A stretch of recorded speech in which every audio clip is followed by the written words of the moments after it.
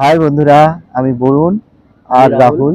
আজকের গণেশ চতুর্থী। এই গণেশ চতুর্থীর শুভ উৎসবে আমরা বেরিয়ে পড়েছি আমাদের নতুন ডেস্টিনেশন। অর্থাৎ আমাদের নতুন ডেস্টিনেশন হচ্ছে হাওড়া জেলার 58 গেট। আপনারা অনেকেই নাম শুনবেন এবং অনেকেই চেনেন।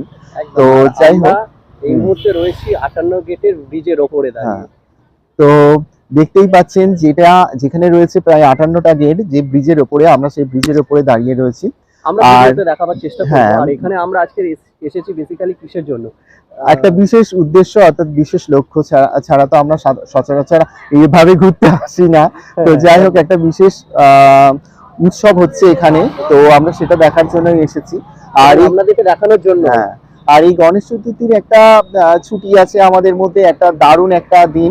তো সেই দিনেতে আমরা কোথায় আসলাম না, 58 গেট। তো 58 গেটে আমরা কিসের জন্য এসেছি সেটা আপনাদের অবশ্যই জানাচ্ছি। তো এখানে একটা মা মনসার অষ্টনাগ পূজা চলছে, যেটা 1 সপ্তাহ নাগাদ চলে এবং যেটা অরন্ধন অর্থাৎ বিশ্বকর্মা পুজোর আগের দিন থেকে স্টার্ট হয় আর 1 সপ্তাহ চলতে থাকে।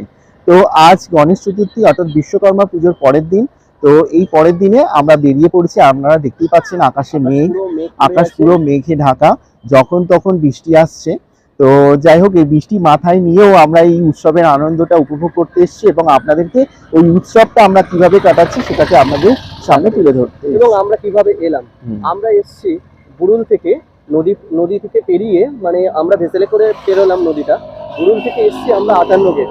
এবং আপনারা যারা এখনো পর্যন্ত আমাদের বুড়ুলের পিকনিক স্পটের ফুল লেন্থ ভিডিও এখনো পর্যন্ত দেখেননি, তারা চাইলে অবশ্যই আমাদের প্লেলিস্ট থেকে বুড়ুল পিকনিক স্পটের ভিডিও দেখতে পারেন।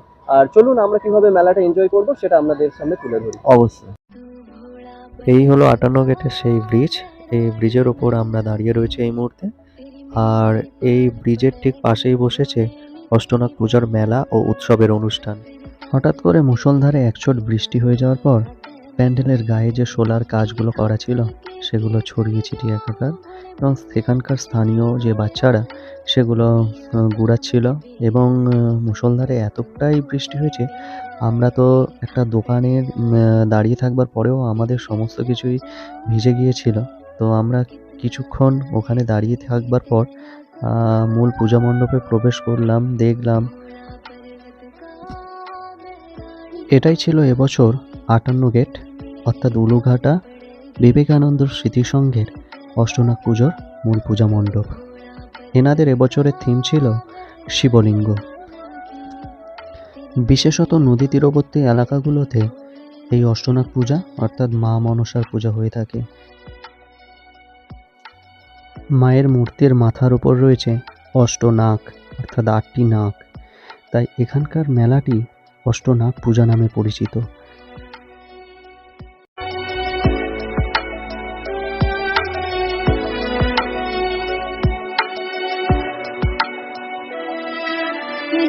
घड़ी थी मैं तने किस तरह बताऊं, बहुत घड़ा है प्यार तेरे ते बार बार दोहराऊं। मेरा है तू भोले मैं जहर भी पी लूंगी, तेरी खातिर भोले मैं सब हंस हंस सुन लूंगी।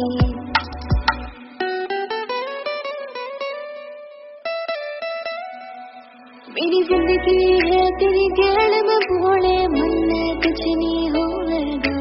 जाऊं तेरे घर छोड़ के भोले, देख ले फिर तू रोएगा। हट छोड़ दे मैं भोले अपना ले, कदे कदे न सताऊंगी, किसे ते कोई मतलब नहीं, सब छोड़ गैल तेरी आऊंगी। परिवार ते बन जागा भोले, साथ निभा दे तू। আমরা যখন মূল পূজা মণ্ডপে মায়ের মূর্তি দর্শন করতে প্রথম ঢুকলাম, তখন বাজে ঠিক দুপুর 1টা, অর্থাৎ বৃষ্টি হওয়ার কিছুটা পরে। তাই মূল পূজা মণ্ডপ এবং মেলা প্রাঙ্গণ ছিল একদম ফাঁকা ফাঁকা। তারপর কিছুক্ষণ অপেক্ষা করার পর বিকাল 4টেয় যখন ঢুকলাম আবার ধীরে ধীরে মেলার মধ্যে, এবং মূল পূজা মণ্ডপে অসংখ্য লোকের ভিড় লক্ষ্য করলাম এবং আরও একবার মাকে দর্শন করলাম আমরা। মূল পূজা মণ্ডপ এবং মায়ের মূর্তি দুটোই ছিল অসাধারণ, এবং মূল পূজা মণ্ডপের ভিতরের কাজ এবং বাইরের কাজ যা ছিল চোখে লাগার মতোই, মনে ধরার মতো।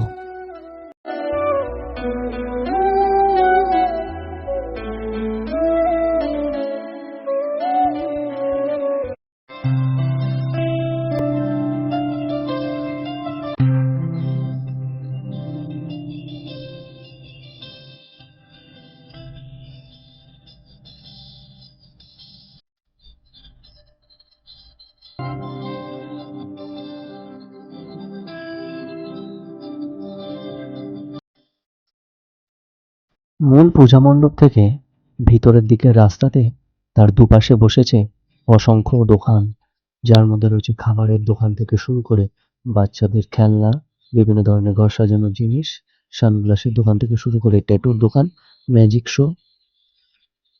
এছাড়াও রয়েছে বিভিন্ন ধরনের রাইডিং, তার মধ্যে নাগরদোলা থেকে শুরু করে ড্রাগন ট্রেন, ব্রেক ডান্স থেকে শুরু করে টরো, এছাড়াও আরো নানান ধরনের রাইডিং।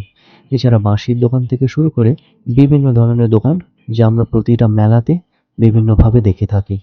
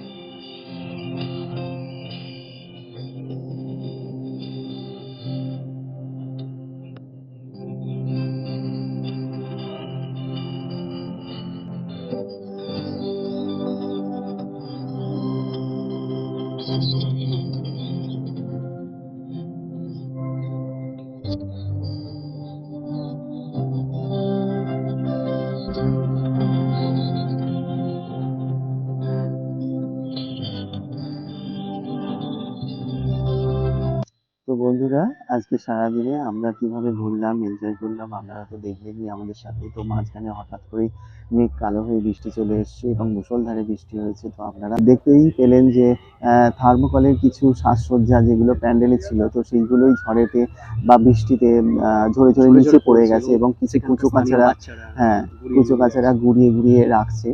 তো যাই হোক, আবার ফিরে বৃষ্টি থামবার পরে হ্যাঁ, যখন আমরা অপেক্ষা করলাম, আকাশটা পরিষ্কার হয়ে গেল, রোদ উঠলো, তখন মেলাতে ধীরে ধীরে কিন্তু বেশ ভালোই ভিড় হচ্ছে। এবং লোকজনের সমাগমটা খুব হয়েছিল। তা আমরা যেই সময়টা গেছিলাম সেই সময়টা বেশ দুপুর ছিল, তো সেই সমস্ত ওই জন্য দোকানিরা সমস্ত রেস্ট নিচ্ছিল। তারপর বৃষ্টি এলো, বৃষ্টি আসতে তো আরোই তারা ঝাপটাপ ফেলে দিল। তারপরে বৃষ্টিটা থেমে যেতেই যখন লোকজনের সমাগমটা এলো, হ্যাঁ, তো যাই হোক, হঠাৎ করে আমাদের এখানে মাইকটা অফ হয়ে গিয়েছিল, আমরা খেয়াল করিনি। তো বিকাল 4টের পর থেকে মেলাতে অসংখ্য লোকের ভিড় হয়েছিল।